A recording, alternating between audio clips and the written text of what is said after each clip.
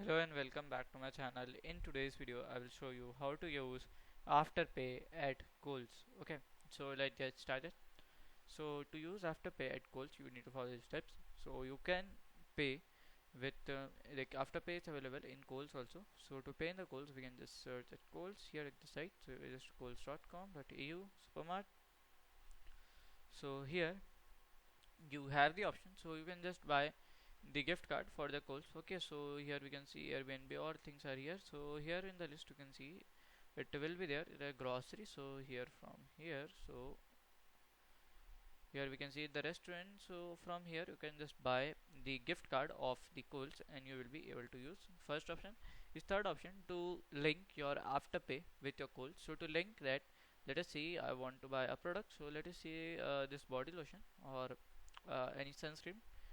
So sunscreen, so let us see this sunscreen. So let us add into card. First we have to log in, and after login it we have to just uh, make sure we have connected our Afterpay with Kohl's, and then we have to able to buy. So if you find this video helpful, make sure you like, subscribe and share the video. Thank you for watching.